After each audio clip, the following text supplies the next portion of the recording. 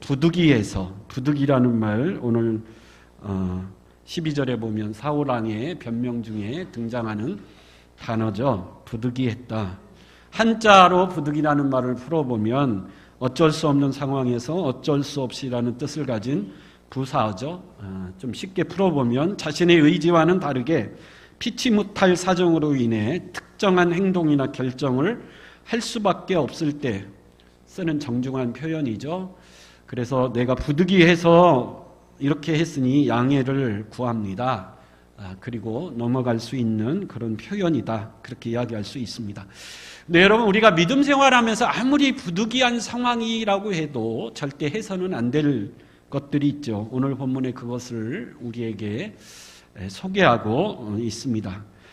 오늘 본문에 사울왕이 등장하죠. 사울은 왕입니다. 옛날의 왕은 무엇이든지 자기 마음대로 할 수 있는 절대 권력을 가지고 있었습니다. 근데 다른 이방 나라의 왕은 그런 절대 권력을 가지고 자기 마음대로 할 수 있는 왕이라 할지라도 이스라엘의 왕은 비록 자기가 왕이라고 할지라도 하나님이 금하신 것들은 절대 해서는 안 되는 왕이었습니다. 아무리 내가 절대 권력과 힘을 가지고 있고 내가 정말 하고 싶은 일이어도 하나님이 금하신 것이라면 이스라엘의 왕이라면 적어도 해서는 안 된다는 거죠. 오늘 본문에 하나님 앞에 제사 드리는 것, 그 하나님이 철저히 율법을 통해서 제사장만이 제사를 드릴 수 있도록 하나님이 율법을 통해 정해 놓으셨죠. 누구든지 함부로 금하면 하나님께서 심판하시겠다고 말씀하신 이 제사만은 분명히 제사장만 드릴 수 있도록 했기 때문에 아무리 왕이라도 내가 그 제사를 드리고 싶어도 절대는 해서는 안 되는 금기사항 중에 하나였죠. 근데 오늘 사울왕이 9절에 보면 그 금기를 깨고 자신의 손으로 직접 하나님 앞에 제사를 드리는 엄청난 죄를 저지릅니다. 그리고 나서 변명하죠. 오늘 보면 12절에 보면 부득이하여 범죄를 드렸나이다. 내가 부득이해서 부득불 어쩔 수 없는 상황이기 때문에 그렇게 했다라는 거죠. 근데 안타깝게도 이것을 시점으로 해서 사울왕이 무너지기 시작했다라는 거죠. 안타까운 거죠. 과연 이 사울왕의 변명처럼 부득이한 상황이었는지 하나님은 이것을 어떻게 평가하시는지 우리가 오늘 본문을 통해서 함께 살펴보면서 우리가 하나님을 섬기면서 정말 부득이한 경우가 생길 수 있어요. 그럴 때 우리가 어떻게 해야 되는지 함께 생각하며 은혜 나누기를 원합니다. 오늘 본문 배경을 잠깐 살펴보면 오늘 1절에 보면 사울이 왕이 된 지 나이가 40살이라 그러죠. 40살이고 2년이 지난 다음에 사울이 군대를 구성하기 시작을 했습니다. 이제 사무엘이 보니까 사울의 왕권이 점점점 강해지니 사무엘이 사사로서 은퇴를 했죠. 지금까지 왕 대신 사사가 이스라엘을 이끌었는데 사무엘이 마지막 사사로서 사사의 막을 내리고 이제 드디어 왕정 시대를 여니 또 그리고 사무엘이 보니까 사울의 왕권이 점점 강해지니까 이제 사사로서 은퇴해야 되겠다. 은퇴를 했죠. 그래서 이제 사울이 본격적으로 왕으로서 나라를 다스리기 시작하는데 가장 먼저 사울이 생각한 것은 이스라엘이 강한 나라가 되기 위해서는 가장 먼저 군대를 잘 조직해야 되겠다. 그래서 군대를 조직하기 시작했는데 2절에 보니까 3,000명의 군대를 조직했다 그럽니다. 여러분, 한 나라의 군대가 3,000명이라고 하면 굉장히 적은 숫자죠. 우리나라의 군대는 몇 명이죠? 옛날에는 60만 대군이라 그랬는데 요즘은 한 50만 조금 넘고 북한은 군대가 몇 명이죠? 100만이 넘습니다. 그러니까 한 나라의 군대라 그러면 적어도 뭐 몇십만 이 정도 규모로 군대를 갖추어야 나라를 지킬 수 있죠. 근데 사울이 물론 처음 군대를 조직하다 보니까 3,000명이라고 하는 아주 적은 숫자로 군대를 조직했다 그럽니다. 그걸 둘로 나누었죠. 2,000명은 자기가 데리고 있고 천명은 자신의 아들 요나단 왕자로 하여금 천명을 데리고 베냐민 기브아 지역에 머물게 했다 그럽니다. 이렇게 한 이유는 몇 가지 이유가 있겠죠. 처음 나라의 기틀을 잡으려고 하니 군대를 조직하려면 많은 군자금이 필요하죠. 그래 재정상 그랬을 수도 있지만 특별히 사울왕이 3,000명이라고 하는 아주 작은 군대로 시작한 것은 바로 옆나라 이스라엘의 평생 원수, 틈만 나면 이스라엘을 쳐들어오는 블레셋을 자극하지 않기 위해서 그랬습니다. 블레셋이 보기에 이스라엘이 왕을 세우고 수만 명의 수십만 명의 군대를 조직했다 그러면 블레셋이 당장 쳐들어올 수 있기 때문에 사울왕은 블레셋을 자극하지 않기 위해서 3,000명이라고 하는 아주 적은 숫자로 아주 조심스럽게 나라의 기틀을 다지려고 했던 것이죠. 근데 그의 아들 요나단은 아버지와 생각이 달랐습니다. 아버지 사울왕은 블레셋을 자극하지 않기 위해서 조심스럽게 일을 했다면 아들 요나단은 정반대죠. 하나님이 우리와 함께 하시는데 우리가 뭘 두려워할 필요가 있나? 암몬왕 나왔어도 우리가 싸워 이겼는데 로마서 8장 31절 같이 만일 하나님이 우리를 위하시면 누가 우리를 대적하리요. 아직 피 끓는 청춘의 나이이기 때문에 믿음의 피가 끓어오르죠. 저까지 블레셋 두려워할 필요가 없다. 그래서 3절에 보면 요나단 왕자가 자신이 데리고 있는 1,000명을 데리고 먼저 블레셋의 수비진을 먼저 공격하는 그런 모습을 볼 수 있습니다. 이 요나단 왕자가 얼마나 믿음이 좋은지 나중에는 군사 1명만 데리고 2명이서 블레셋 적진으로 쳐들어가는 그런 용맹무쌍한 모습을 보여주기도 하죠. 그래서 요나단 왕자는 생각했습니다. 하나님이 이스라엘의 왕을 세우신 이유는 이스라엘을 부흥케 하려고, 이스라엘을 축복하려고 왕을 세웠는데 하나님이 우리가 함께 하시는데 저까지 블레셋을 뭐 두려워할 필요가 있는가? 그렇게 해서 1,000명을 데리고 블레셋 군대를 먼저 요나단이 공격을 해버렸습니다. 근데 블레셋 입장에서는 이게 좋은 빌미가 된 거죠. 그렇지 않아도 이스라엘이 왕을 세우고 3,000명이지만 군대를 조직하고 이제 나라의 기틀을 조금씩 다지기 시작했다는 소식을 들었어요.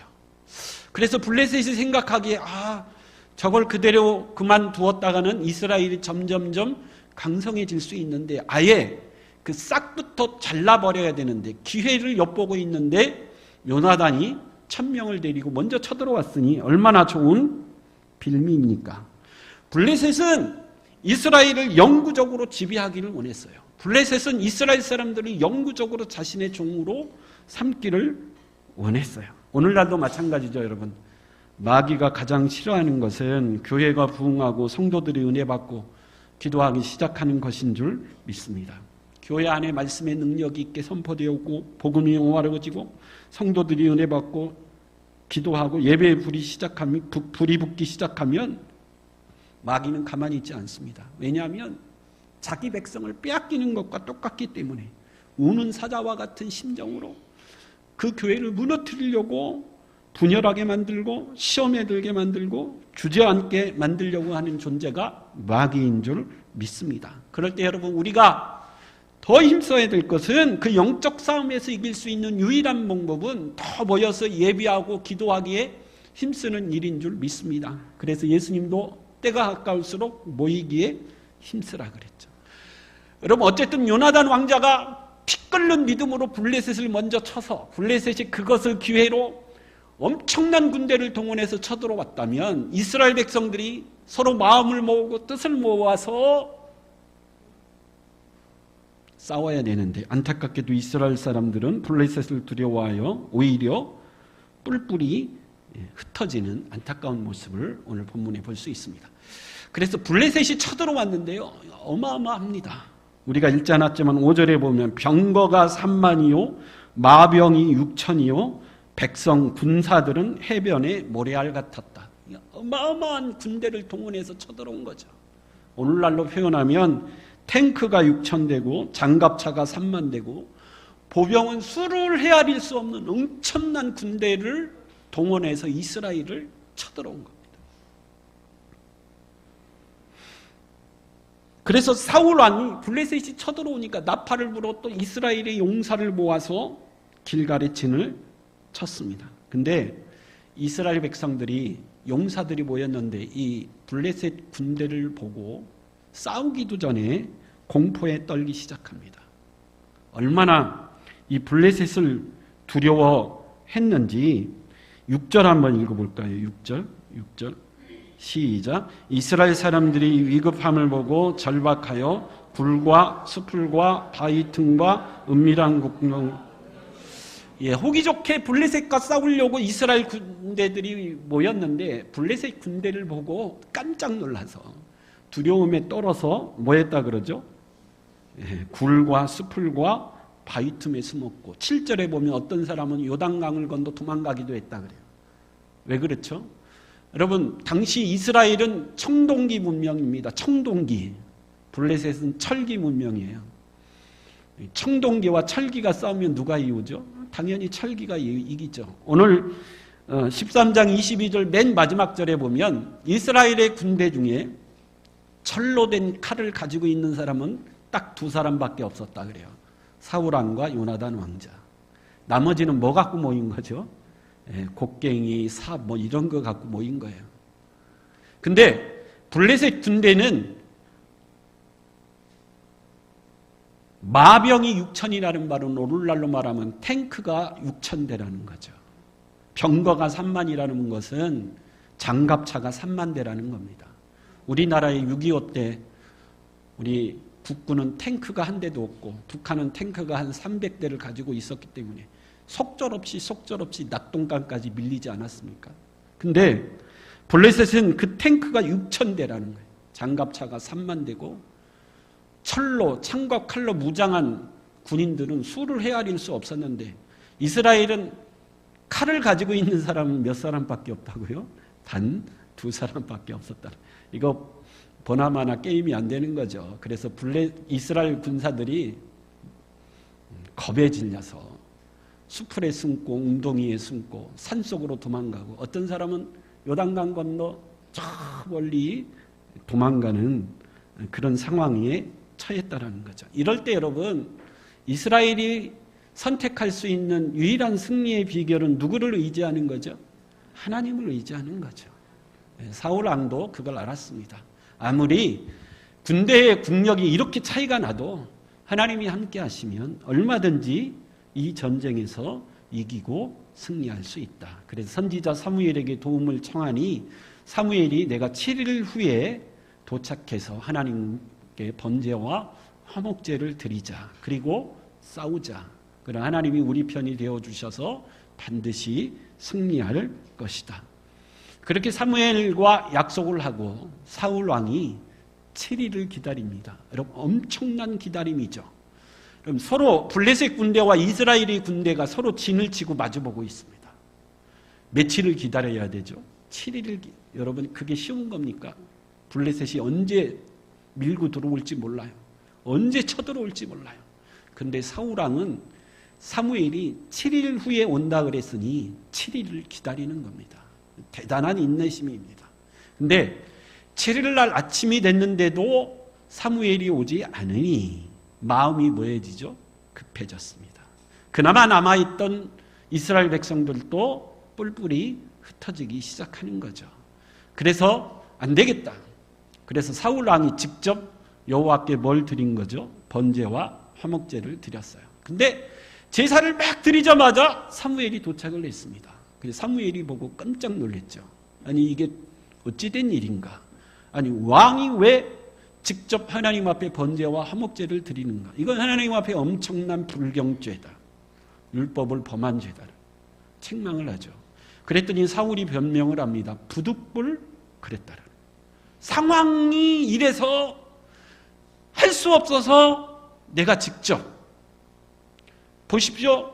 블레셋은 탱크 전차가 수천 대 수만 대고 우리는 곡갓, 낫, 곡괭이, 호미 이런 건데 그래도 싸우려면 사기충천이라도 해야 되는데 이 군대가 사기충천하려면 하나님 앞에 제사를 드리고 하나님이 우리를 도우시고 우리 편이라고 하는 그 확신을 가져야 되는데 사무엘은 오지 않고 그래서 부득불 내가 제사를 드릴 수밖에 없었다라는 거죠.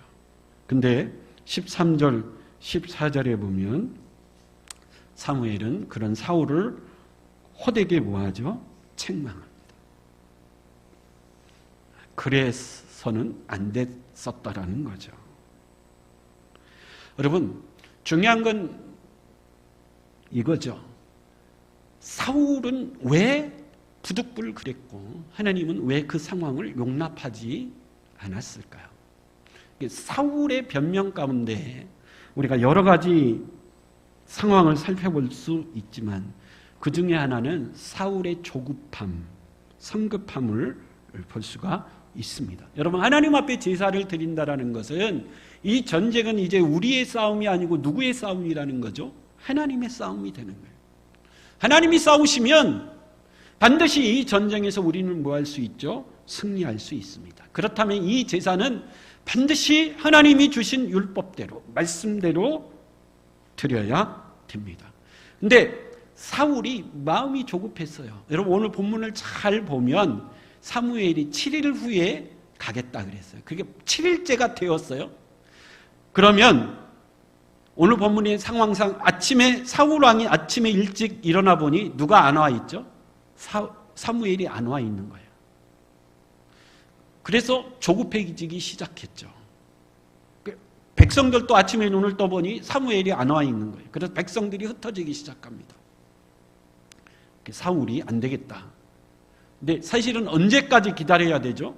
해가 질 때까지 기다려야 되는데 사울의 조급함, 이것이 성급함이 그만 자신이 직접 제사를 드리는 실수를 범하게 되었다라는 거죠. 이 조급함. 여러분, 누구나 다 위기를 만나면 마음이 급해집니다. 호흡이 거칠어지고 마음의 안정이 안 되죠.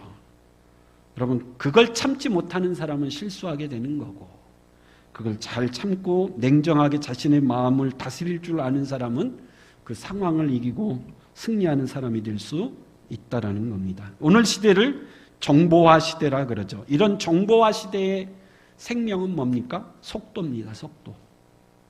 저희 딸들이 대학에 다닐 때 수강 신청을 하는데 저 때만 해도 옛날에는 직접 가서 써서 막 수강 신청을 했는데 요즘은 수강 신청을 뭘로 합니까? 컴퓨터로 하죠. 집에서. 근데 인기 있는 과목이 있죠. 인기 있는 과목은 학생들이 몰리기 때문에 선착순으로 잘라야 됩니다. 그러면 이제부터 무슨 전쟁이 시작되는 거죠? 누가 먼저 컴퓨터에서 수강 신청을 해서 엔터를 누르느냐. 이 싸움이에요. 7월 30일 날 9시에 수강 신청 시작됩니다. 그러면 인터넷에 창이 열리면 누가 먼저 빨리 입력을 해서 엔터를 누르느냐. 그러려면 뭐가 좋아야 되죠? 컴퓨터 사양이 좋아야 됩니다. 컴퓨터 사양이 비쌀수록 빨리 창이 열리고 빨리 입력이 되죠. 그리고 인터넷에 뭐가 빨라야 되죠? 속도가 빨라요. 속도 전쟁입니다. 그래서 아이들이 집에서 안 하고 다들 어디로 가죠? PC방. 왜요? PC방에 PC가 사양이 좋고 인터넷 속도가 빠르니까 그때가 되면 너도 나도 제일 좋은 PC가 있는 PC방에 가서 기다리고 있다가 땡 그러면 탁 투고 먼저 엔터를 치는 사람이 선착순으로 수강 신청이 되는 거죠. 그래서 컴퓨터의 제왕이라고 하는 빌 게이츠는 현대는 큰 것이 작은 것을 잡아먹는 시대가 아니라 빠른 것이 느린 것을 잡아먹는 시대. 좀 속도 전쟁이라는 거예요. 누가 먼저 중요한 정보를 먼저 얻느냐. 주식을 하는 분들이 있는데 주식도 마찬가지죠. 누가 먼저 정보를 먼저 빨리 얻느냐. 이 싸움이에요. 남보다 빨라야 되죠.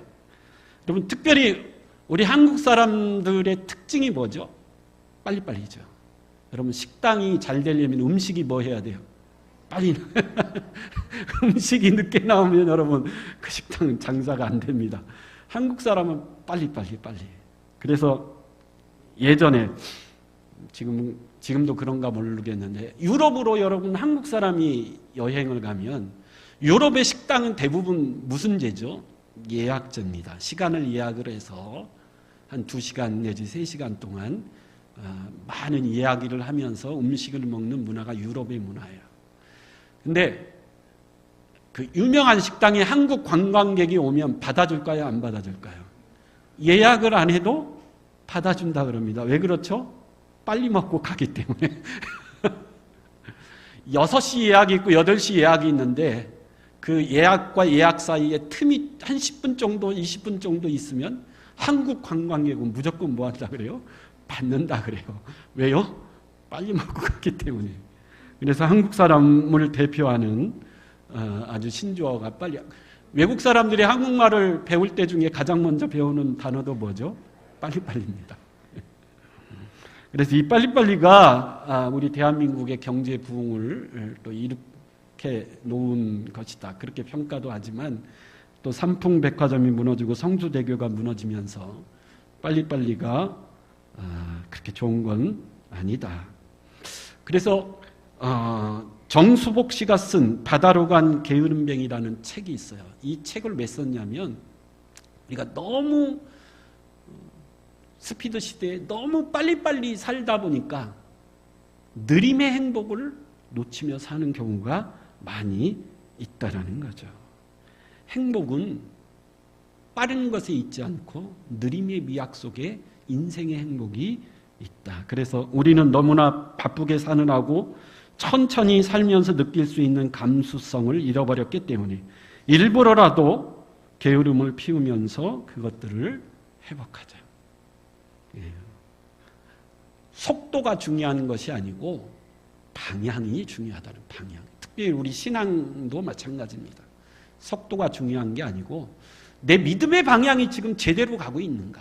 내가 가는 이 길이 하나님이 기뻐하시는 길인가? 아니면 내가 가는 이 길이 내 욕망과 욕심의 길인가를 항상 뭐 할 수 있어야 되죠? 점검할 수 있어야 됩니다. 미국에서 가장 유명한 경기는 풋볼이죠.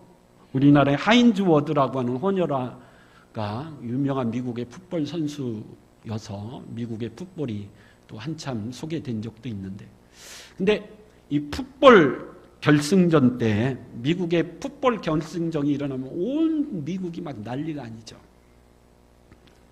근데 어느 날 결승전에 어느 선수가 날아오는 볼을 받아들고 볼을 받았으면 어디로 가야 되죠? 상대편 골문을 향해 달려서 터치다운을 해야 점수가 생기는데 이 선수가 볼을 받고 너무 흥분을 해서 어디로 달렸어요? 자기 골문을 향해서 뛴 거예요. 그래 군중들 선수들이 막 소리쳤죠. 반대라고. 근데 너무 흥분이 돼가지고 그게 안 들리는 거예요. 그래서 자기 골문에 가서 터치다운을 해서 결국 경기에서 뭐 했죠? 졌죠. 빠른 것이, 서두르는 것이 꼭 좋은 것만은 아니라는 거예요. 우리나라 60년대, 70년대 경제 개발 때에는 빠른 것이 좋았어요. 근데 지금은 여러분 절대 빨라서는, 지금은 빠른 것보다도 뭘 요구하죠?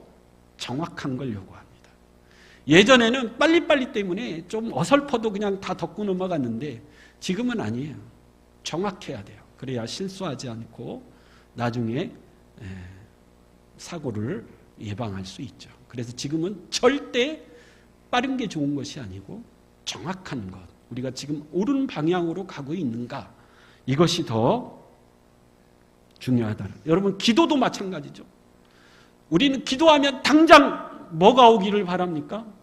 응답이 와야 되기를 바라요. 근데 기도했는데 응답이 안 오면 뭐 안 된다, 뭐 한다 그래서 에이 안 하고 말아. 근데 여러분 우리 하나님은 특징 중에 우리 하나님은 오래 참으시는 분인 줄 믿습니다. 예. 성경에는 하루가 천년 같고 천년이 하루 같다 그러죠. 제가 언제 유머 중에 그런 유머가 있죠. 하나님 꼭 주십시오. 그래 하나님이 그래 잠깐만 기다려라 그랬더니 몇 년이 흘렸어요? 1000년이 흘렀다는 거죠. 그럼 하나님은 정말 오래 참으시는 분이에요. 오래 참았기 때문에 저와 여러분들이 구원받는 거예요. 하나님이 급하신 분이라면 저와 여러분들은 구원받지 못했을 수도 있습니다.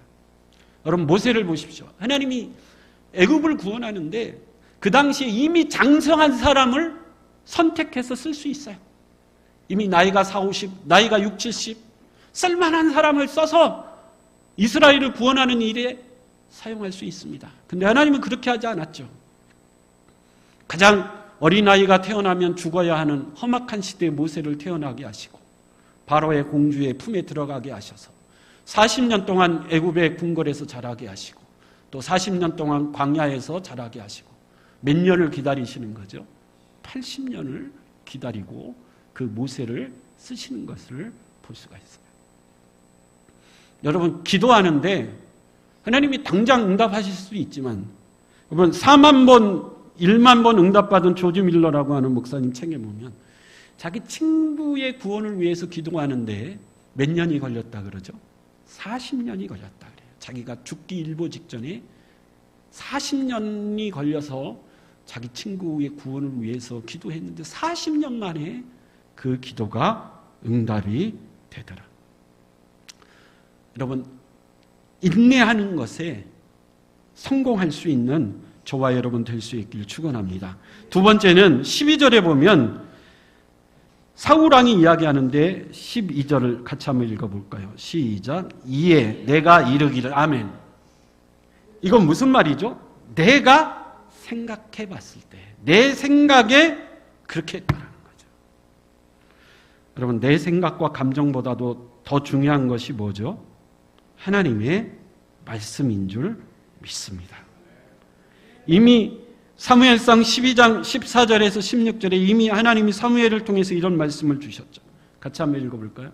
시작. 너희가 만일 여호와를 경외하여 그를 섬기며 그의 목소리를 듣고 여호와의 명령을 거역하지 아니하며 또 너희와 너희를 다스리는 왕이 너희 하나님 여호와를 따르면 좋겠지만은 너희가 만일 여호와의 목소리를 듣지 아니하고 여호와의 명령을 거역하면 여호와의 손이 너희의 조상들을 치신 것 같이 너희를 치실. 이미 하나님이 사무엘 선지자를 통해서 뭐라고 말씀하셨죠? 너희는 무슨 상황에 있을지라도 왕과 모든 백성들은 누구의 말을 청종하라고요? 여호와의 말을 청종하냐. 내가 반드시 너희를 뭐하리라? 복 주겠다. 근데 사울왕은 그 하나님의 말씀보다도 뭘 더 중요시 여겼죠? 내 생각에, 내 느낌에, 내 판단. 그럼 창세기로부터 인간들이 왜 자꾸 실패하고 범죄하죠? 하나님의 말씀보다는 하와가 선악과를 봤을 때 뭐라고 그래요? 보암직하고 먹음직하고 지혜롭게 할 만큼 내가 뭐 했다라는 거죠? 느꼈다라는 거죠. 그래서 하나님이 절대 선악과를 따먹지 말라는 말씀보다도 내 느낌을 더 중요하게 여긴 거예요. 바벨탑 사건도 마찬가지죠. 하나님이 생력하고 번성하고 땅이 충만하라. 온 땅이 흩어져 살라 그랬는데 바벨탑 시대의 사람들은 여기가 좋사오니 반대로 모여 살자. 그리고 하늘 꼭대기까지 올라가 보자. 바벨탑을 쌓았다라는. 예수님이 열처녀의 비유를 들었죠. 신랑이 올 때 미련한 5처녀는 자신들이 생각하기에 신랑이 금방 올 것 같아서 기름을 준비하지 않았다라는 거죠. 그래서 여러분 내 생각, 내 판단, 내 감정보다도 우리에게 주신 주님의 약속의 말씀을 더 신뢰할 수 있는 저와 여러분 될 수 있길 간절히 축원합니다. 그래서 결론이 뭐죠? 사무엘이 사울 왕과 이스라엘 백성들에게 한 말씀이 뭐예요? 하나님은 제사보다도 뭘 원하신다라고요?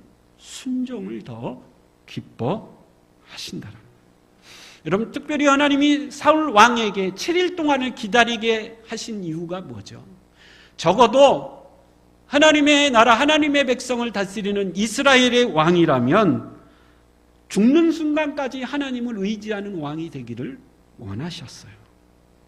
하나님을 의지하며 기다리다가 죽을 각오가 돼 있는 왕. 그런 왕이 내 백성 이스라엘을 다스릴 수 있다라는 거죠. 기다림은 그 기다림 속에서 여러분 하나님이 우리에게 깨닫게 하시는 것이 있을 수 있습니다. 우리의 기도가 오랫동안 응답이 되지 않는 이유는 내가 하는 기도를 한번 돌아보라는 거죠. 내가 어떤 마음으로 이 기도를 드리고 있는가를 살펴보라는 거죠. 내 마음의 중심에 정말 내 마음의 만족과 유익을 위해서, 내 욕심을 위해서 내가 구하고 있는 것인지, 아니면 하나님의 영광을 위해서 내가 이 기도를 구하고 있는 것인지, 하나님이 오래 기다리시는 동안 우리의 마음, 우리의 기도를, 우리의 중심을 한번 돌아보라는 시간을 주시는 것일 수 있습니다.